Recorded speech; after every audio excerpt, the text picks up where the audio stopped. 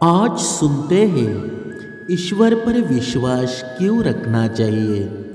इस ब्रह्मांड में ऐसे बहुत जीव हैं जो ईश्वर पर विश्वास नहीं रखते।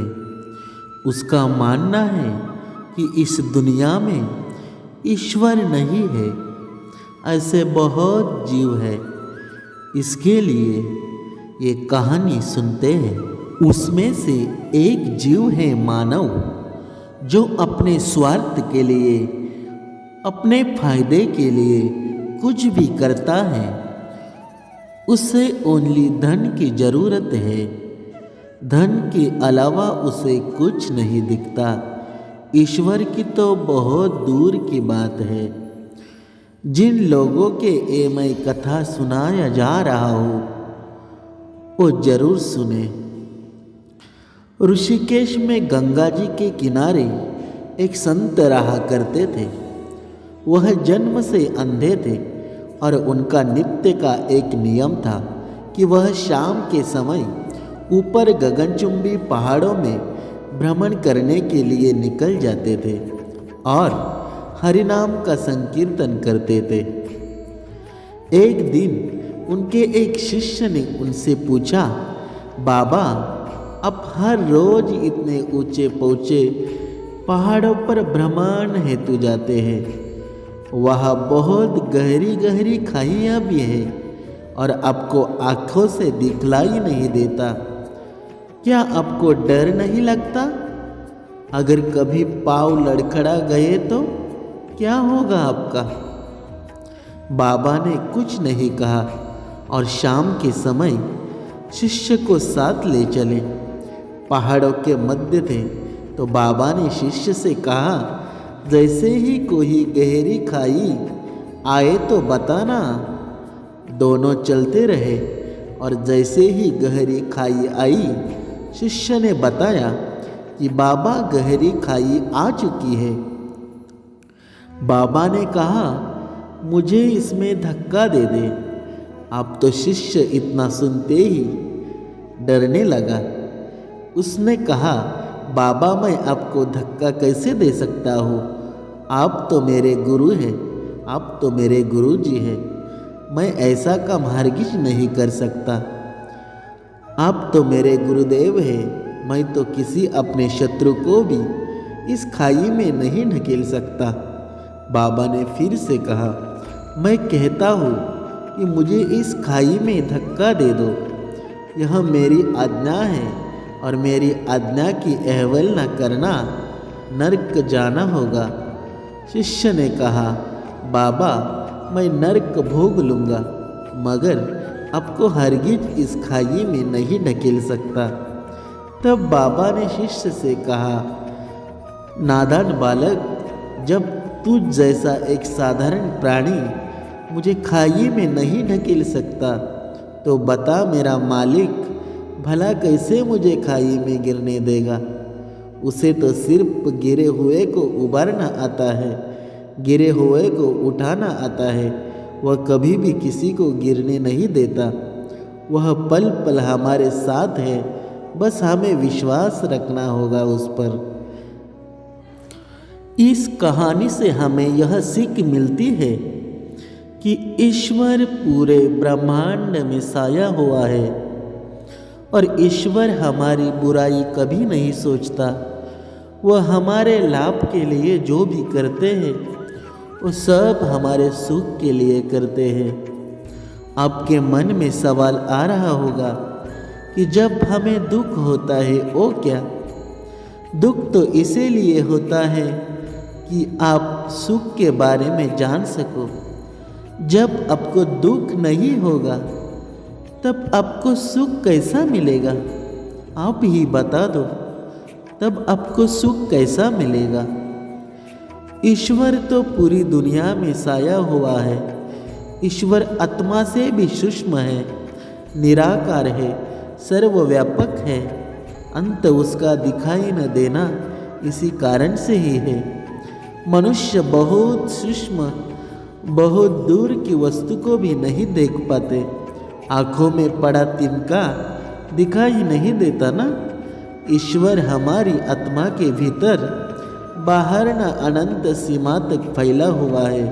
गीता के अनुसार ईश्वर की परिभाषा हमारे धर्म ग्रंथों में लिखा गया है कि ईश्वर सृष्टि के कण कण में है, लेकिन सत्य तो यह है कि सृष्टि का कण कण ईश्वर है। इसके अतिरिक्त और कोई भी चीज़ नहीं है। भगवद गीता में श्री कृष्ण ने अर्जुन को अपना विराट रूप दिखाकर यही बात समझाने की कोशिश की थी कि वह अनंत ब्रह्मांडमय मैं ही हूँ, मुझे से कोई भी चीज़ अलग नहीं है। साथ ही यह भी कहा था कि मेरा न कोई रूप है और न कोई नाम है।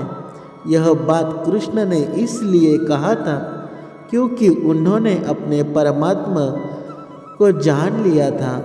वेदों में ईश्वर के संबंध में जो बात लिखी गई है वह भी इसी की तरफ इशारा करती है।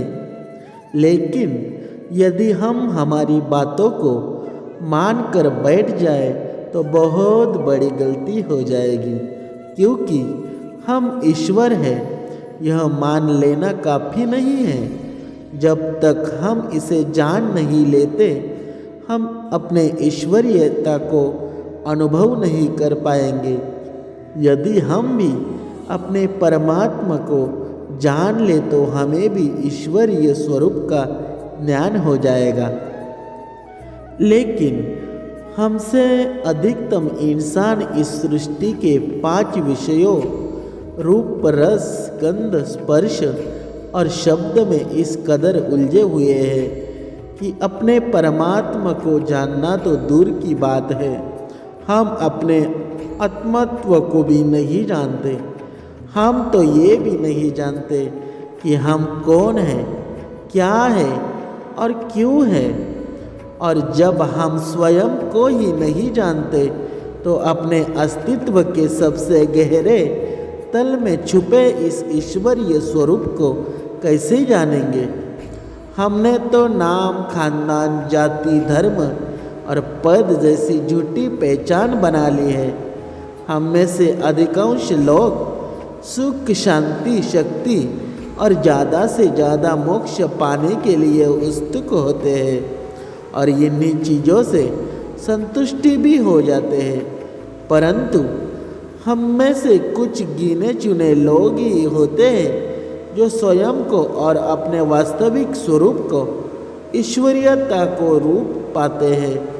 हमारे और बुद्ध, महावीर, कृष्ण और राम के बीच बस फर्क इतना ही है कि उन्होंने अपने अंदर के ईश्वर को जान लिया है।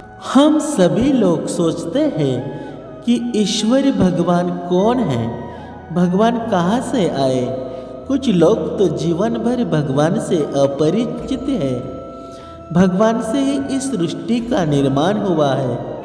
भगवान इस सृष्टि के कण कण में समाये हुए हैं या विद्यमान रहते हैं। भगवान की गिनती नहीं की जा सकती, परंतु हिंदू धर्म देवी देवताओं की संख्या 33 करोड़ मानी गई है। भगवान ने किसी धर्म का जन्म नहीं लिया, यह तो हम लोगों को बनाया हुआ है। यहाँ पर सभी धर्मों को संबंधित करते हुए ये कहना चाहता हूँ, ईश्वर एक है, उसके रूप अनेक हैं। तो फिर हम किसी भी धर्म के हो, हमें केवल ईश्वर का ध्यान करना चाहिए, जिससे कि हम मोक्ष को प्राप्त कर सके और जन्म मरण के चक्र से पार हो सके। आज हम आपको बताएंगे ईश्वर कौन है और उन्हें प्राप्त कैसे करेंगे। देखिए, भगवान की परिभाषा मेरे अनुसार इस प्रकार से है। एक ईश्वरीय शक्ति जो हमारी इस जन्म में अप्रत्यक्ष या अप्रत्यक्ष रूप से मदद करती है, वही भगवान है। वास्तव में भगवान का शब्द का अर्थ इस प्रकार है। भ मतलब भूमि, ग मतलब गगन, व मतलब वायु, अ मतलब अग्नि, न मतलब नीर। मतलब भूमि, गगन, वायु, अग्नि और नीर से पूरा ब्रह्मांड निर्माण हुआ है। यही तो भगवान है। अब बात यह आती है कि ईश्वर को प्राप्त कैसे किया जाए। किसी भी देवी देवता की पूजा करके इस जन्म मरण के चक्र से पार हो सकते हैं। इसके लिए कुछ प्रमुख बातें होना आवश्यक है। खान पान, विचार, आचरण। हमारी उत्पत्ति भी ईश्वर से हुई है। जिस प्रकार समुद्र की एक बूंद में समुद्र के सभी गुण विद्यमान होते हैं, उसी प्रकार हमारे अंदर भी ईश्वर होते हैं, परंतु सच्ची भक्ति से उन्हें प्राप्त किया जा सकता है। जिस प्रकार बर्फ पानी से जमकर बनती है तथा फिर पिघलकर पानी बन जाती है, उसी प्रकार हम भी ईश्वर से बने हैं। मृत्यु के पश्चात हमें ईश्वर के पास जाना है। प्रत्येक दिन कहीं ना कहीं किसी न किसी मृत्यु होती है, परंतु कोई इस पर ध्यान ही नहीं देता।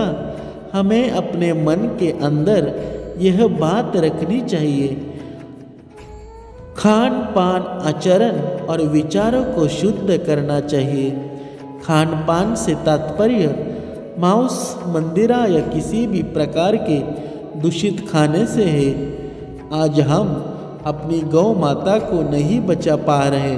कुछ लोग हमारी गौ माता को मार रहे हैं, उन्हें नुकसान पहुंचा रहे हैं। हमारी गौ माता को कामधेनु की तरह है जो हमें पौष्टिक दूध देती है, जिससे हमारे रोग नष्ट हो जाते हैं। गौ माता में ही समस्त देवी देवताओं का वास है, क्योंकि कामधेनु समुद्र मंथन से उत्पन्न हुई थी। अभी देखते हैं ईश्वर के होने के प्रमाण। इससे अभिप्रिय है कि जो लोग दूसरे के साथ गलत करते हैं, उनके साथ भी गलत ही होता है, क्योंकि ईश्वर की दृष्टि से कुछ नहीं छूटता। हम छोटे पाप करें या बड़े, हमें छोटी सजा मिले या बड़ी मिलती जरूर है। आपने कभी ना कभी यमलोक का या यमराज का नाम सुना होगा। आजकल तो बहुत सारे नाटक कार्यक्रम में उनके बारे में बताया गया है। देखिए, हमारा एक पितृलोक होता है। पितृ का अर्थ है पूर्वज और पितृलोक का अर्थ है पितरों का लोक। हमारे दादा परदादा जब अपनी आयु पूर्ण कर लेते हैं तो वह पितृलोक में चले जाते हैं। फिर यमलोक में यमराज द्वारा हमारे जीवन भर के कर्म देख जाते हैं। जहाँ चित्रगुप्त जो यमराज के साथी है, उनके पास एक पत्रिका होती है जिसमें हमारे जीवन भर का लेखा जोखा होता है कि हमने कितनी बार झूठ बोला है, कितने लोगों का अहित करा है, हमारे कितने कितने पाप और पुण्य है। तो फिर हम अभी से ही क्यों ना अपने कर्म सुधारें, ताकि ईश्वर के पास पहुँचने पर पश्चाताप ना हो। ईश्वर कहाँ है? जिस तरह कुछ लोगों में अनेक शक्तियाँ होती है, परंतु उन्हें भी एक ना एक दिन जाना पड़ता है। लेकिन शक्ति के उपासक नहीं मरते।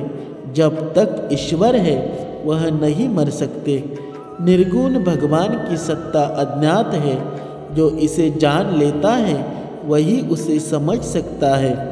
इनकी ना तो कोई जाति है, ना हमें उनके रंग रूप का पता है। तो ऐसे में उन्हें कहाँ से ढूंढे जाओगे? ईश्वर की भक्ति माला जपने से, तिलक छापे करने से और माला पहनने से नहीं होती है। वह तो केवल सच्ची श्रद्धा होती है। आपको किसी आश्रम में जाने की या संन्यास लेने की जरूरत ही नहीं है, क्योंकि गृहस्थ जीवन के साथ ईश्वर को प्राप्त किया जा सकता है। वैसे भी ईश्वर तो हर जगह में कण कण में उपस्थित है, तो तुम्हारे हमारे घर पर भी होंगे। जहाँ ईश्वर को सच्चा दिल से पुकारा जाता है वह ईश्वर जरूर आते हैं।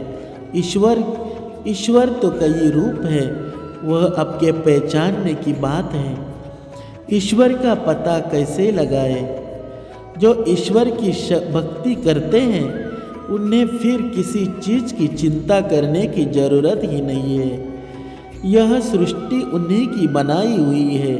कहते हैं ईश्वर की मर्जी के बिना एक पत्ता भी नहीं हिलता, इसलिए वही सब देखते हैं। जिस तरह बच्चे के चोट लग जाने पर माँ बाप अपना सभी काम छोड़कर उस पर ध्यान देते हैं, उसी प्रकार जो ईश्वर की पूजा करता है वह उसकी और उसके परिवार की सुरक्षा जरूर करते हैं। सिर्फ भगवान का नाम रटने से कुछ नहीं होता, उन्हें अच्छी तरह जानना होता है। जिस तरह तोता अपने मालिक के मुंह से राम नाम सुनकर उसकी रट लगाने लगता है, परंतु वह उसका अर्थ नहीं समझता। यदि उसे किसी दिन पिंजरा खुला मिल जाए तो वह उड़कर कहीं और चला जाता है, क्योंकि वह राम नाम की महिमा को नहीं जानता।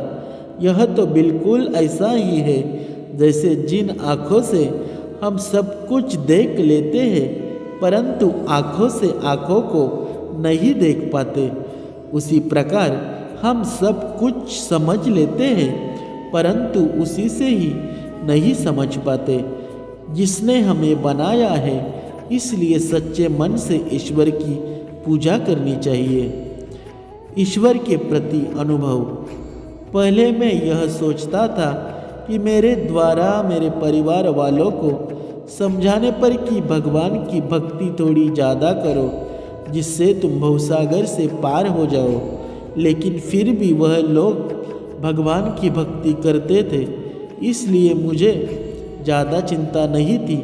लेकिन कहते हैं ना, हीरा अलग ही चमकता है, तो मृत्यु के पश्चात जो भी सर्वोच्च हो उन्हें वही प्राप्त होता हो।